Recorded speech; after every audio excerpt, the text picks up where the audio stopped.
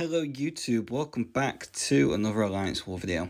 So yes, I am a bad YouTuber and yes, I do know it.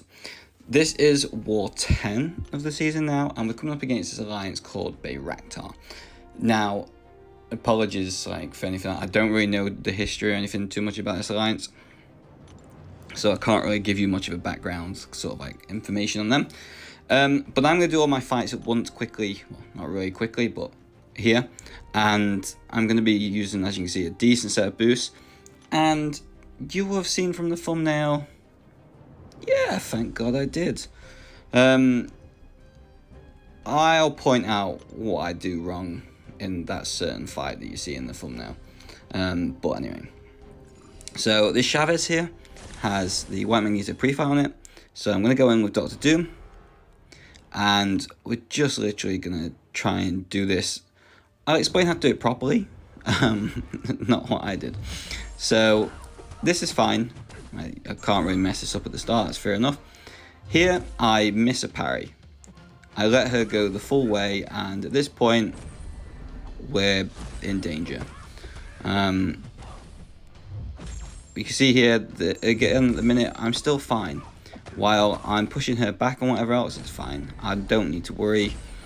I'm not going to dex the special ones where I can here, like that, because it'll just feed Mystic Dispersion. So now I'm just chilling, and here, I should have punished that first heavy. And because I didn't, she now got the different parallel universe open there. So all energy damage is being reverted. Now, me being the clever sausage that I am, decided, I know what I'll do. I will let her open another dimension, and then another dimension. And then I'll push her up to the special 3, and I'll decide to try and nuke her. What a sausage. This was the complete wrong call, but by this point I've committed.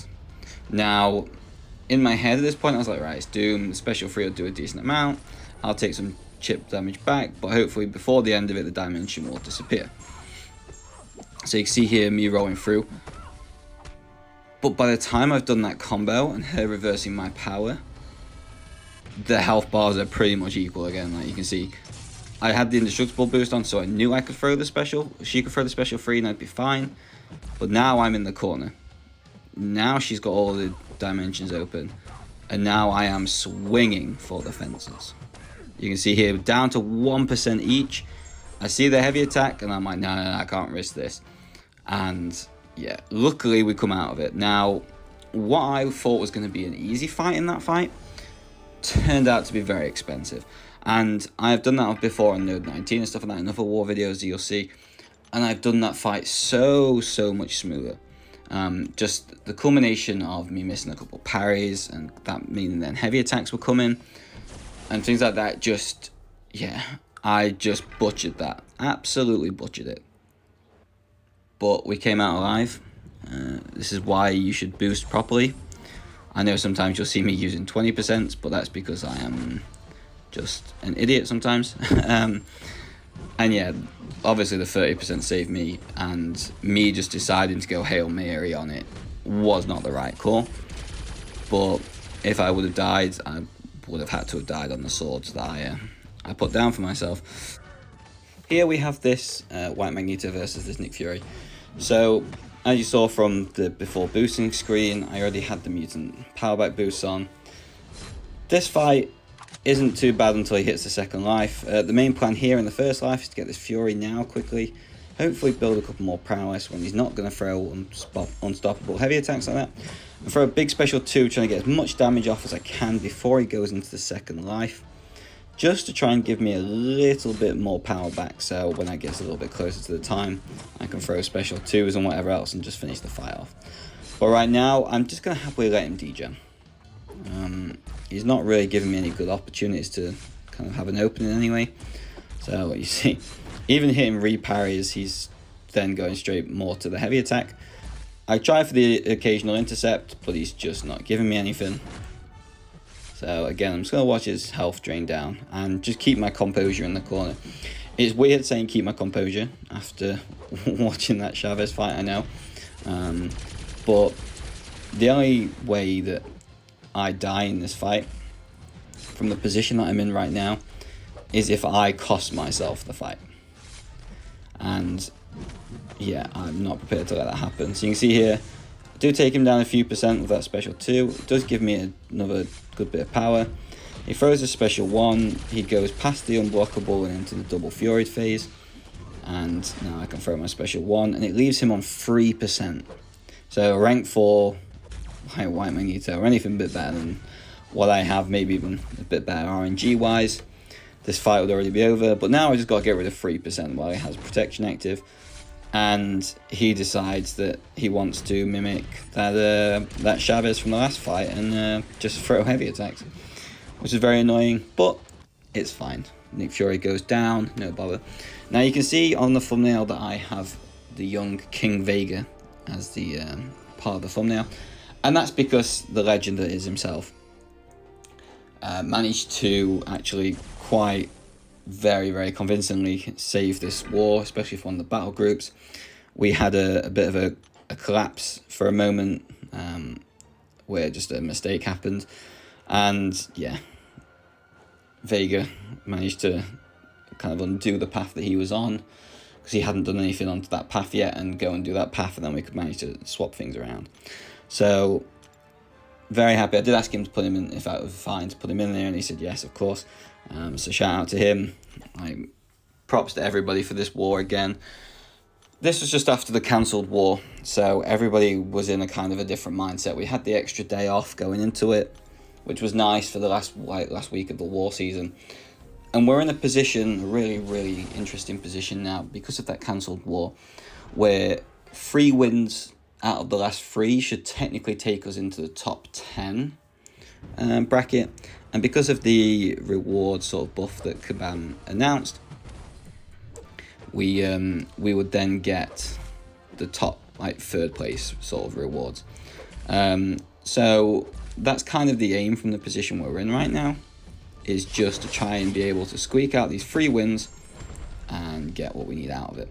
So you can see here, this Null was being a little bit of a pain. He's on the 1st node this time, not the 2nd node, which is a little bit different to normal. But the one thing I did kind of do in this fight, and I noticed, so one thing I did do quite well, actually, I was quite happy with, was the fact that I was much better at controlling my inverted controls and switching it up. Here I messed that up just as I'm commentating, saying I did a good job. But you can see here that all of the debuffs actually disappeared from me at this point. So I only realized at this time that Null was now not unblockable anymore. It did take me, like I said, a couple of seconds to realize that after the icon had disappeared, and I was like, oh, here we go, light bulb moment. We can kind of do a little bit more of what we want to in this fight. Now I get the special 1 there. It was very late after that medium. I remember kind of clicking on the screen and it not working, so I was like, okay, I need to click this now because he's going to throw a special 3, and we got away with it. But I do remember trying to click the button, whether I just missed and probably would have caught where the striker normally is now, I don't know. But yeah, it's what it is. And now we have Warlock's fight for this war, which is this Havoc. So I've done this Havoc many times. There is 2 approaches to doing this Havoc. You can build up to your special 2, keep him low that way, or you can go up to your special 3 and keep cycling the special 3s. I think the special 3 way is safer, but the special 2 way can be much quicker. People can die to this node. It can be a very punishing node combo if Havoc does gain a few of his charges that come through onto you. So like there, some alliances would choose to throw the special 2, but I'm going to go for the full special 3 strategy. Like I said, I've already had a close fight this war. Don't really fancy another one. And yeah, I just don't need to put myself in any danger for this fight when I'm pretty confident and happy with the way that the fight's going to go. Now I don't have the recoil tree active for this one. If you were possibly pushing a little bit more, or your officers wanted to tell you to do that, I think that's a very fair and very good shout, as Warlock will not take any recoil damage from throwing special 3s. You will just get the insane attack boost from running them masteries. But yeah, it's what it is. I just chose not to. It was my final fight for this war. I wasn't going to be using Warlock again. and it would just mean that I have like maybe a little bit of an easier grind or like push in the arena before I have to then take them off to place again. So I didn't bother. And yeah, the fight, as you can see here, I've got this very much under control. Now this is still only a rank 3 Warlock. The temptation to take him to rank 4 is very, very real. However, by the time I'm recording this video, it does look like Warlock's going to win the 7-star vote, so that's holding me off. We managed to get our very first donut of the season for Battle Group 2, so great job to everyone in there and the planners.